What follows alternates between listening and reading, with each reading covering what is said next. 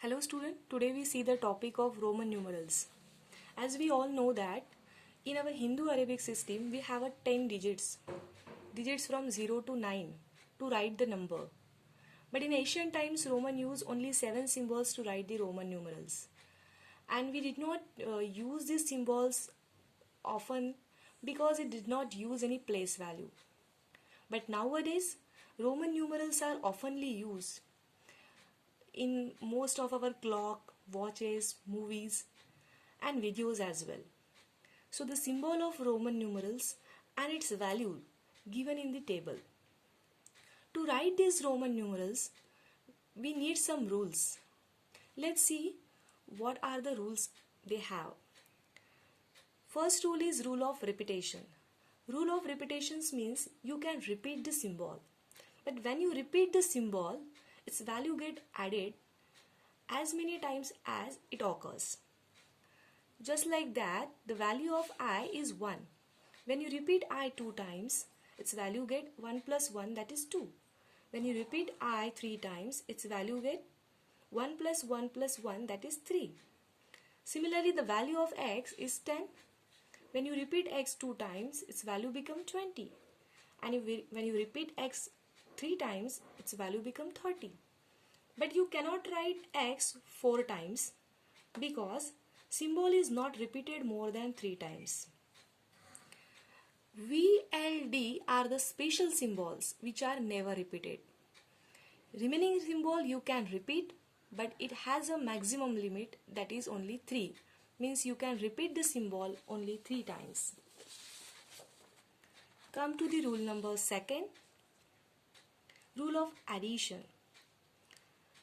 As you can see in the table, the symbol V, the value of symbol V is 5 and the value of symbol I is 1. Means I is the symbol of a lower value and V is the symbol of a greater value.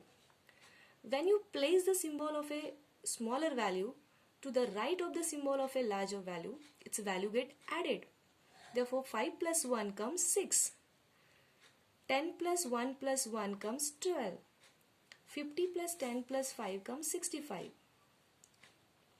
But you cannot write XVV if you want to write the number 20.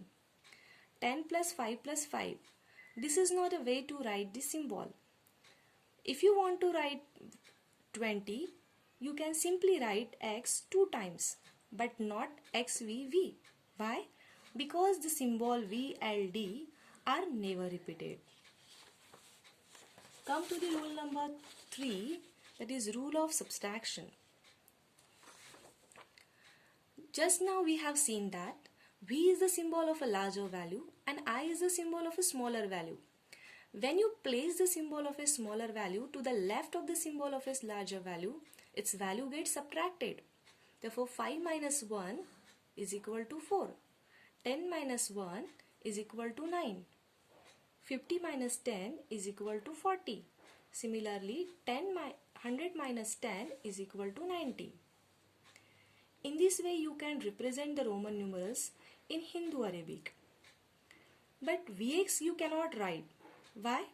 Though the V is a symbol of a smaller value and X is a symbol of a larger value, you cannot write Vx. Why? Because the symbol VLD are never subtracted. Means as VLD are never subtracted, you cannot place them to the left of the larger value.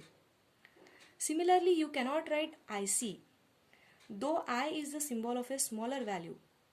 Why? Because the symbol I is only subtracted from V and X. So you can write I symbol only to the left of V and X, not to the left of C. So these are some rules regarding the Roman numerals. Now let us understand how to convert the Hindu Arabic into Roman numerals.